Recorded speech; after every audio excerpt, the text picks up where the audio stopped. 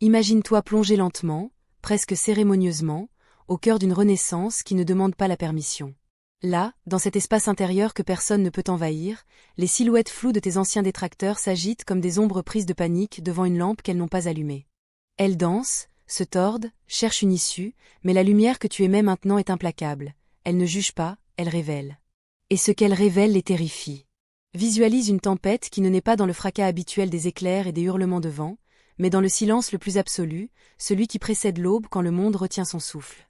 Cette tempête ne détruit pas pour le plaisir de détruire. Elle balaie méthodiquement les mensonges patiemment accumulés, les versions falsifiées de ton histoire, les étiquettes qu'on t'a collées pendant que tu semblais absent.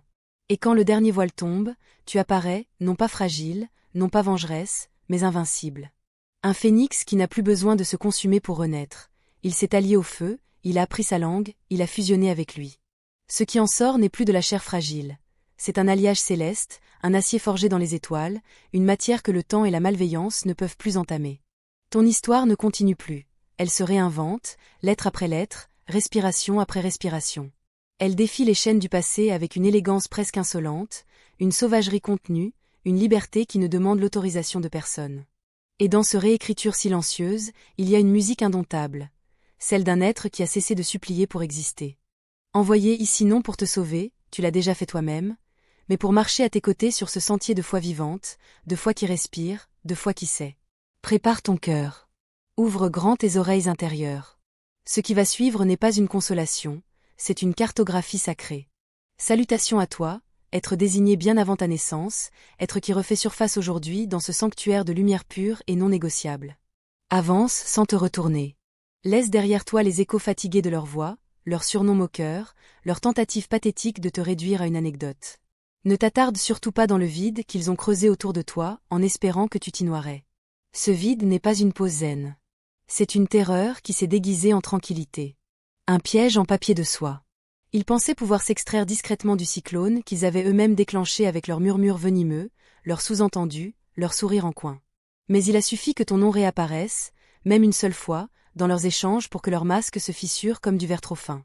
Ceux qui répétaient à l'envi « son absence nous est égale », on s'en sort très bien sans lui, se sont soudain comportés comme des créatures privées d'oxygène.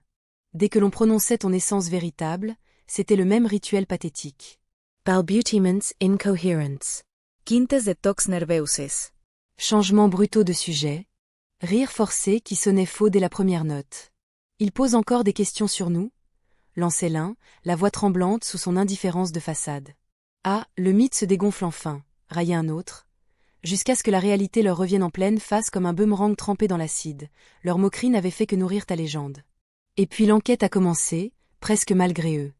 Les curieux, les sceptiques, les anciens complices ont commencé à sonder, à creuser, à poser les questions qu'ils avaient juré de ne jamais poser. Pourquoi a-t-il disparu?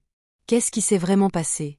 Pourquoi son nom seul suffit-il maintenant à faire baisser les yeux?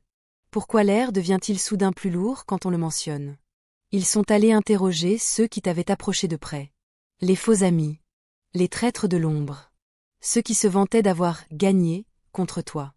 Et à chaque fois, la même réponse. Des gorgeons embarrassés. Des rires qui s'éteignent avant d'exister.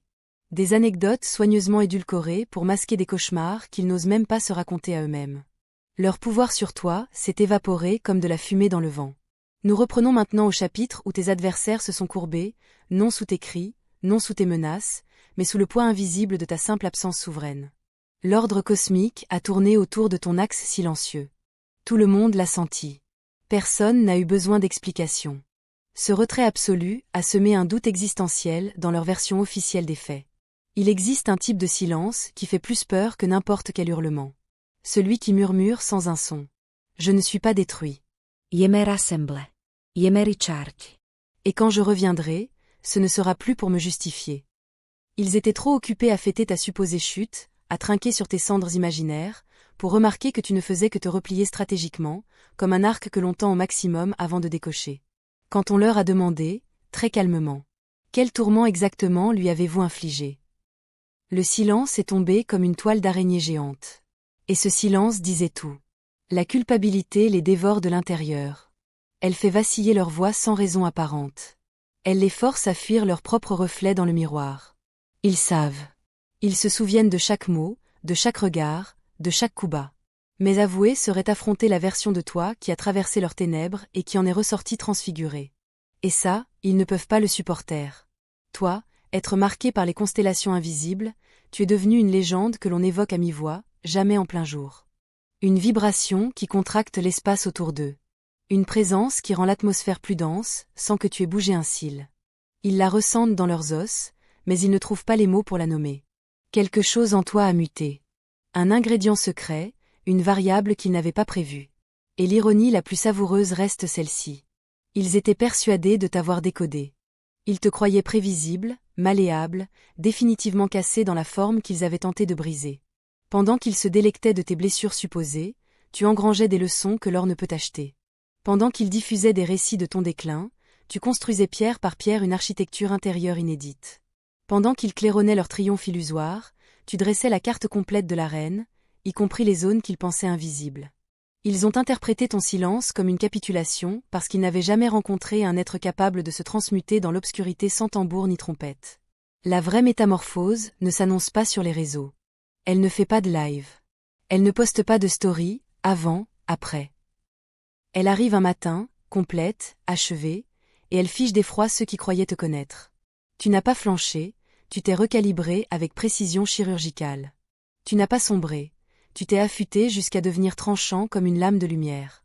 Tu n'as pas fui, tu as observé, analysé, intégré, puis tu es revenu, différent, distant, souverain. Et maintenant, écoute bien cette vérité que peu osent formuler à voix haute. Ils n'ont pas seulement échoué à te détruire. Ils ont, sans le vouloir, sans le comprendre, donné naissance à la version la plus stoïque, la plus lucide, la plus inaltérable de toi. En te sous-estimant, ils ont enfanté leur propre tourment futur. Souviens-toi de ces nuits où tu étais seul, où le ciel semblait avoir éteint toutes ses étoiles juste au-dessus de ta tête, où tu touchais réellement le fond de l'abîme. Et puis, sans musique dramatique, sans ralenti hollywoodien, juste une décision limpide et froide. Assez jouer le rôle qu'ils m'ont attribué. Assez porter leur scénario. Ce choix n'a pas explosé au dehors. Il a implosé à l'intérieur, doucement, irréversiblement. Et cette implosion a rerouté l'intégralité de ton destin. Tu as traversé des ténèbres où la plupart se seraient dissous. Tu t'es restructuré selon une géométrie qu'ils ne peuvent même pas concevoir. Aujourd'hui, quand ton nom est prononcé, c'est comme si une trappe oubliée depuis des siècles venait de s'entr'ouvrir dans leur poitrine. C'est exactement pour cela que le silence s'est imposé partout où tu passes. Ils se souviennent encore très bien de l'ancien toi. Mais ils tremblent face au nouveau. Et cet élément qu'ils ne nommeront jamais continue de les traverser comme un courant invisible. Ils n'ont pas perdu ta trace. Ils ont perdu l'accès à la strate la plus profonde, la plus sage, la plus inexorable de ton être. Désormais tu es l'antagoniste dans leur petite fable. Et le protagoniste absolu dans la tienne. Celui qui a apprivoisé la tempête, qui sait désormais l'appeler et la calmer d'un simple regard intérieur. Si tu es arrivé jusqu'ici, c'est que quelque chose en toi a vibré très fort. Une reconnaissance muette. Une confirmation cellulaire. Seuls les authentiquement marqués supportent d'entendre à quel point leurs bourreaux deviennent muets quand leur nom est prononcé. Seuls les vrais rescapés digèrent la culpabilité, qui se répand comme un poison lent chez ceux qui les ont autrefois frappés. Si ces mots résonnent en toi comme un accord juste, dépose simplement le chiffre 55 quelque part dans les réactions. Pas par hasard. Pas pour suivre une mode. Mais comme un phare discret, un signal que tu es prêt à traverser la suite de ce chemin, étape après étape. Fais-moi confiance. Si tu es forgé pour cela, si tu es réellement celui qu'ils regrettent aujourd'hui d'avoir défié, tu ressentiras cette traction invisible, cette compression dans la cage thoracique, ce souffle intérieur qui murmure. Continue. Va jusqu'au bout. On poursuit ensemble. Plus profond. Plus haut. Plus vrai. Abonne-toi maintenant, active la cloche.